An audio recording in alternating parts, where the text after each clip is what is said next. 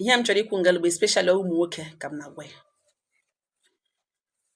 Ọ bụrụ na for some reasons ị nwere medical problem, ị nwere health issue, pụtara na ị ga-atụwali nwaanyị ime, gị bịa decide ya ịlụ nwaanyị mụọ nwa n'ụzọ nke gị onwe gị nwere mkpebi ịchọrọ iji mụọ nwa. Biko, mkpebi ahụ ị na-aga ikpebi ga-eti gị n'ọnọdụ nwaanyị ahụ ị na-aga ịlụ ga-adị aware na ị gaghị atụwali nwaanyị ime. In fact, method or plan ị nwere iji mụọ nwa with her na ọ dị aware of it, and o tiri na ụdị na-amụọ nwa ahụ ọwụ gị nwe nwa ahụ, mana ikekwe na ọ ya nwa ga-ebu afọ ime nwa ahụ. Sọsọ nwe mkpebi, mana mkpebi ya method ị chọrọ yuzu ga-eti gị nwaanyị a na ụdị na ọ ya ga-ebu afọ ime nwa ahụ, ga-eti gị na ụdị na nwa ahụ nwunye m ga-ebu ya n'afọ mụọ ya, na ọ ga-awe mother to that child, but then you will not be the father.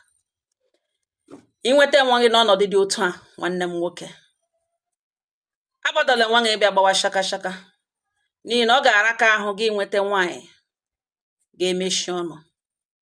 Ọ ga-araka ahụ gị nweta nwaanyị na-agaghị like ịkọntrol ṅụ because of this secret. Ọ ga-araka ahụ gị nweta nwaanyị ga-eme understand ma ihe shiwe ike ego ga-anọ, na-agaghị enwe mgbakasị ahụ ịbịa yọchawa beans ebe a dọwara rice. Ọ gịnị ka ị ga-eme, brother? Chọwa ego, look for money. Gị chọta ego, gị go ụlọ ọgwụ, use surrogate mother. Ọ gịnị ka m kwuru? Use gịnị? Surrogate mother. Ihe niile nwere ndị nwe ya, enweghị ọnọdụ na-enweghị solution.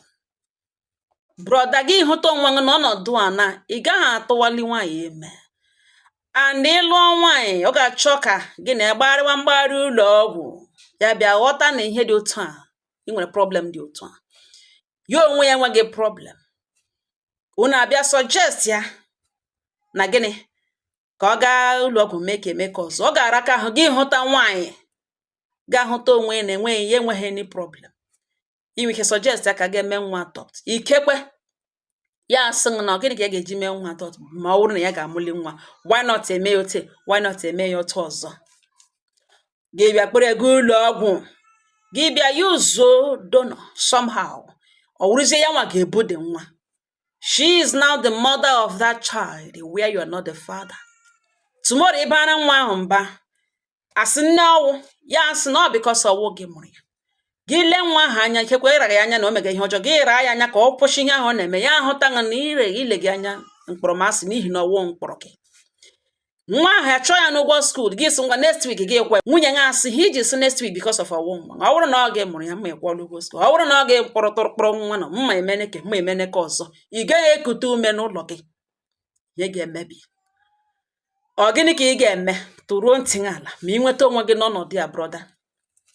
Chọwa ego, ego ji ọlụ. Gị nweta ego, gị go ụlọ ọgwụ, use surrogate mother. Go and buy mmiri mgba, use donor. He were so n'ime surrogate mother ahụ na ya mụọ nwa ahụ nke ịṅụ nwa ṅụ, enweghị ga-anapụtali gị nwa, ọ nwa gị. Gị ga-ha ya nọọsụ ma ntọ kamera n'ime room ahụ, ga-abịa na-elekọtara ṅụ nwa ahụ, pịwara ṅụ nwa ahụ, gị kwụọ ya ụgwọ tili ya ewelite isi. Ị nwere ike isi na ụdị a mụta ụmụ abụọ atọ, pụtazie bịa lụrụ nwaanyị. Gị lụzie nwaanyị zikekwe gị na ya ba n'ụwa enweghị nwa anaghị abịa.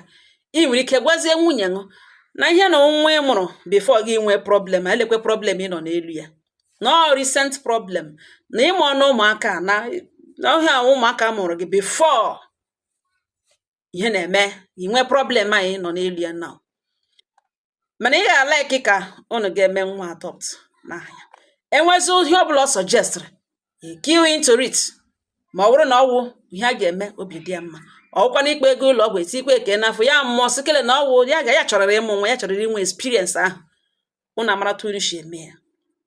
Mana ị pụọ na ihe nkọrọmọnụ inwe na nwa mmadụ na-aga anapụtali nye ba nkọrọmọnụ ọba ịbịa gba ashiwa bịa petewe bịa kojiwe. Biko ihe m tụpere unu gbuo ewe azụ. Unu mana aga m ekwucha na hapụ ịgwa ọnụ ebe okwu m si abịa. The next video na-apụta nọ will explain better. Kelewu nwa gum, kelewu ihe a na-akpọ gịnị ntụperịta azụ ka m bịara bịa tụsatụ. The next video will explain better.